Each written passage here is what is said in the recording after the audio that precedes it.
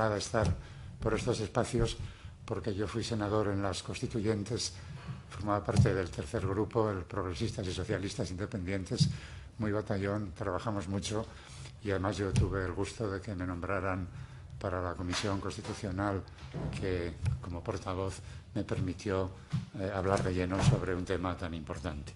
Pero aquello fue ocasional en mi vida. Fue una sorpresa que miembros de varios partidos me vinieran a proponer si quería ser senador. Actué muy a gusto y cuando terminé volví a lo mío, que era y sigue siendo la enseñanza. De modo que desde entonces he sido y sigo siendo profesor. Y digo sigo siendo porque, aunque estoy jubilado, formalmente las universidades se han inventado una modalidad de profesor honorífico, como lo llaman en la Complutense, que sin retribución permite seguir desempeñando actividades académicas. Y de hecho, pues yo doy clase de doctorado, dirijo tesis, e incluso mi mayor ocupación académica es llevar a mucha honra una institución muy interesante que había creado hace más de 50 años el profesor García de Enterría y que es el Seminario de Profesores, de modo que todos los miércoles de 10:30 a 12:30 recibimos a jóvenes investigadores que nos cuentan su trabajo. Y, por cierto, no deja de ser curioso que las primeras sesiones de este seminario tuvieron lugar en esta casa cuando era Instituto de Estudios Políticos aquí situado. Pero, en fin, eso son cosas ya pasadas. Mirando en mi currículum se me ha ocurrido recordar que había algo que tiene que ver con lo militar, y es que en concreto en el año 83 publiqué un pequeño libro titulado El 23F, sus secuelas jurídicas a través de la jurisprudencia del Tribunal Constitucional, donde estudié los vericuetos jurídicos que siguieron a tan complejo proceso. Años más tarde, en esa labor tan interesante que desarrolló la Facultad de Derecho de Zaragoza con la Academia General Militar, me llamaron para dar en la Academia una conferencia sobre un problema que les preocupaba, el Estatuto Jurídico del Soldado, que luego la publiqué en la revista de Administración Pública.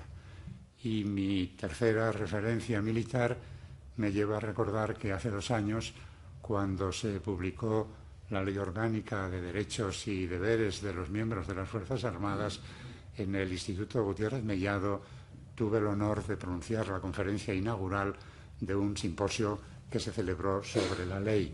De modo que estudié el tema de derechos y libertades de los miembros de las Fuerzas Armadas, conferencia que luego repetí en la Academia de Jurisprudencia y Legislación o como lección de apertura del citado seminario. Pero pienso que quizá lo que se ha tenido en cuenta para ser llamado ahora sea mi referencia, mi dedicación al tema de los derechos fundamentales, al que en efecto pues vengo dedicando mucho tiempo en mi larga trayectoria académica. Desde un punto de vista orgánico y también de preparación de textos, porque fui director del Instituto de Derechos Humanos de la Complutense, fui también durante 4 legislaturas, es decir, con distintos partidos políticos en el gobierno, miembro de la Comisión Asesora de Libertad Religiosa en el Ministerio de Justicia. Y desde el punto de vista de preparación de textos, tuve el honor de que la Unión Europea, la Comisión, me nombrara para un comité de expertos que preparó un informe titulado precisamente Afirmación de los Derechos Fundamentales en la Unión Europea. Informe del año 09 que daría paso inmediatamente a la Carta de Derechos Fundamentales de la Unión Europea, que se aprobaría. El informe fue de 1999, dio paso a la Carta, que se aprobaría inicialmente en el año 2000. Al margen de eso, he publicado pues, muchos artículos y libros sobre el tema de derechos fundamentales. Recordaré que ya en 1970 me preocupaban entonces las multas de orden público que se ponían y publiqué un pequeño libro titulado Libertad Religiosa y Orden Público, año 1970.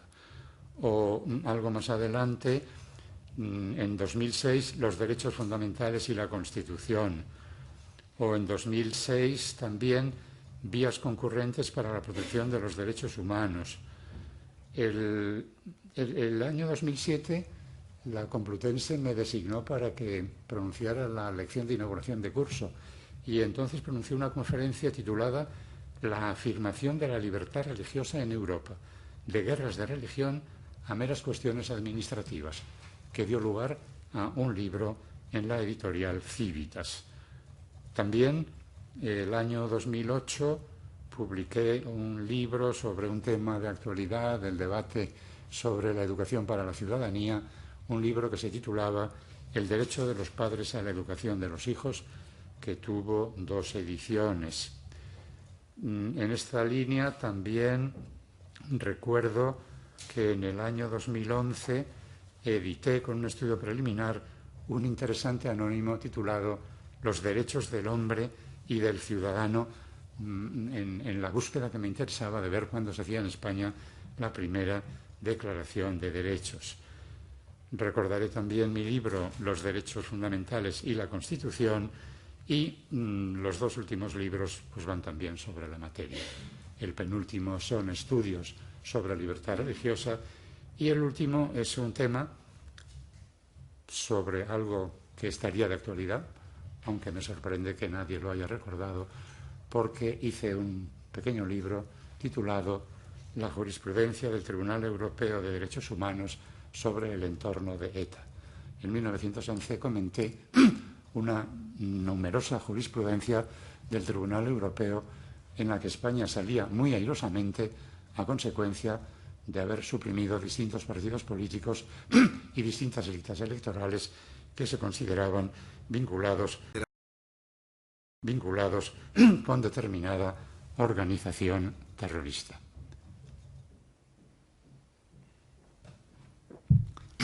Y junto a los libros, pues alguna referencia, sin querer cansarles a ustedes. Diré que soy comentarista habitual de la jurisprudencia del Tribunal Europeo de Derechos Humanos, a la que he dedicado numerosos trabajos, de los que, por no cansarles, me referiré solo a los 3 últimos. En el número penúltimo de la revista de Administración Pública aparece un comentario crítico a un tema polémico, que es la sentencia referente a España en relación con el matrimonio gitano.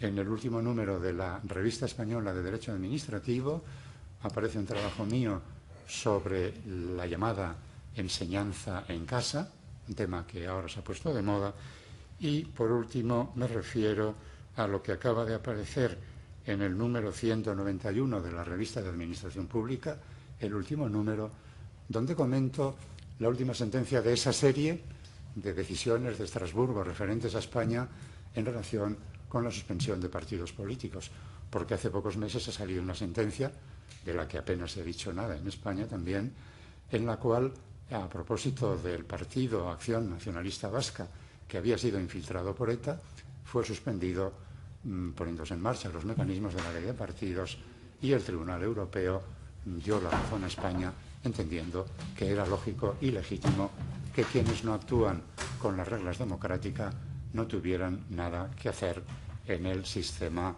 de actuación política. De manera que estos son mis últimos trabajos, un poco a modo de testimonio de por dónde van mis cosas, a qué me dedico, a qué me he dedicado.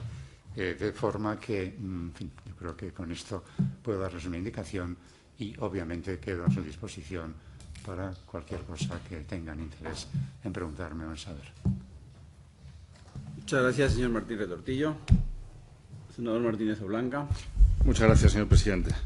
Bueno, tenemos en el señor Martín Retortillo Baquer una muy interesante aportación para el Observatorio de la Vida Militar, tratándose además de todo un senador constituyente, que eso son palabras mayores junto con su enorme trayectoria en el ámbito universitario. Es usted un veterano y eso, en términos militares, es algo de enorme importancia. Cuando yo hice la mili, supongo que ahora todavía se dice, se decía que la veteranía es un grado. Y sin duda estoy seguro que su presencia en este observatorio, si así lo acuerda la Cámara Alta, pues responderá a la enorme amplitud de sus conocimientos y de su experiencia. Nada más. Muchas gracias. Muchas gracias, senador Martínez Oblanca. Senador Bildarratz. Senador Montilla. Brevemente, yo creo que usted, en primer lugar, obviamente agradecerle su exposición creo que aportará una visión muy importante también en este observatorio, que es el del mundo del derecho. Hay otros candidatos que su especialidad es la sociología o la ciencia política o el ejercicio de la profesión militar. El mundo del derecho y de los derechos también en el ejército, las Fuerzas Armadas, es fundamental, tratándose de un observatorio sobre la vida militar. Y usted, sin ningún género de duda, por su trayectoria, sus conocimientos, su experiencia y su bagaje, estoy seguro que contribuirá a que ello sea posible. Muchas gracias, senador Montilla. Senador Cleries.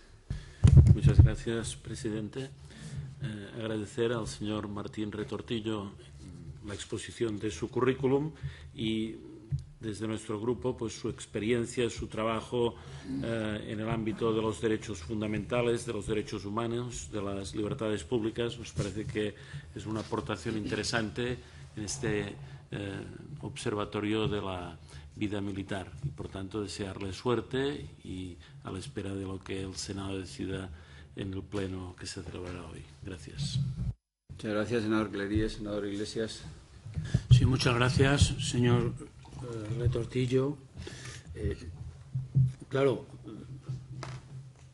yo puedo hablar poco de esto porque su familia son vecinos míos y conozco muy bien su trayectoria. Es una familia muy respetada de mi ciudad y usted ha sido un profesor excelente de la Universidad de Zaragoza al que recuerdan muy bien sus alumnos, como profesor excelente y también como profesor muy exigente.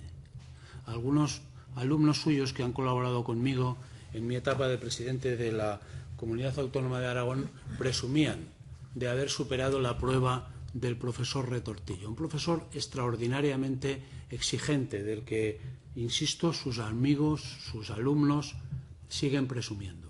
Yo creo que usted es una persona que aportará una gran experiencia y unos grandes conocimientos desde su faceta universitaria, desde su faceta de estudioso del derecho, de la administración pública, y creo que es un candidato ideal. Desde luego, yo espero que salga adelante su candidatura y ya le felicito de antemano. Estoy orgulloso que uno de Huesca pueda estar en ese observatorio. Muchas gracias, senador Iglesias. Senador Barreiro.